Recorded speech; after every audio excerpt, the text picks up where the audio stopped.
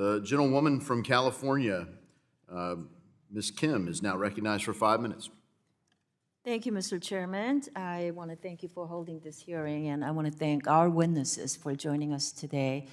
You know, recently I've been really concerned about the role that the Wei1 group plays in cyber scam operations.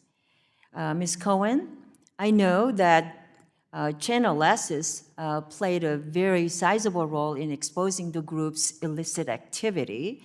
So can you break down what exactly your research found? Thank you for the question. So we've been tracking Wei1 for a long time, and since 2021, Wei1 has processed $70 billion worth of cryptocurrency. Wei1 Guarantee operates as a peer-to-peer marketplace, allowing vendors and buyers to connect. It receives a profit, a fee from those transactions, and these vendors are nakedly selling scam material, social media accounts, money mule services, and Wei1 also offers an exchange capacity. And it is the one-stop shop for scammers, giving them everything they need to conduct scams at scale for cheap. You know, those that are critics of blockchain often paint it as a technology existing primarily to launder money or for other illicit activities. However, they fail to realize that the transparency that comes with a digital ledger can make it easier to identify and shut down bad actors. So, Ms. Cohen, how did you leverage blockchain technology in your investigation in Huawei Group? So the blockchain reveals a very detailed story about Wei1, way more granularity than we would ever have from traditional financial institution investigations. And it paints a very vivid picture of its illicit exposure.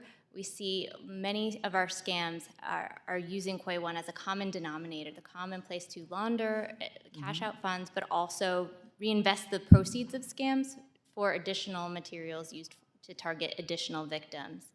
And it provides a very powerful tool for financial institutions that leverage our platform for transaction monitoring, as well as investigative law enforcement to understand its inner workings.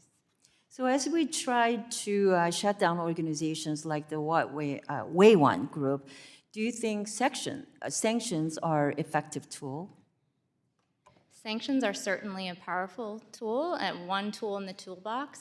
I think more clarity would enable financial institutions and cryptocurrency businesses that leverage our data to understand if and when they have exposure, whether they have customers sending to or receiving funds from Wei1. It essentially cuts Wei1 off from the mainstream crypto ecosystem. Could you give us an example of how this was actually used and it was sanction was being effective? Sanctions have been most effective when coordinated with law enforcement, that 1-2 punch of not only designations, but also takedowns. Just last month, Garantex, which is a sanctioned Russian service, persisted despite sanctions. Certainly, any cryptocurrency business with receiving from or to Garantex has the ability to block those transactions effectively. Mm-hmm. And what we're now examining is, because Garantex has been blacklisted, it's potentially rebranded. But it allows us to follow the money trail to identify that next iteration. Even when they're in jurisdictions that are not compliant with Western law enforcement, we can still impose cost, we can inject friction. Thank you. You know, I want to shift gears now and focus on the burden that suspicious activity reports have become on community financial institutions. So, Mr. McLaughlin, I want to ask you the questions.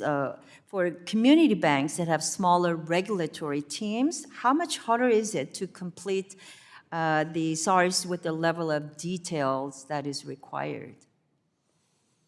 Thank you for your question. So the burden on a smaller financial institution versus a larger institution is greater. At a larger financial institution, there's an investment in automation and other ways to make the investigative process and the SAR filing or CTR filing process more automated and faster. At the community bank or smaller financial institution level, the burden is on the person. The person has to basically write the who, what, where, when, how, and why the activity took place, and in great enough detail so that we're turning over SARs to the law enforcement that is considered actionable intelligence. We do not like getting feedback that we need to amend SARs or things like that to provide more data.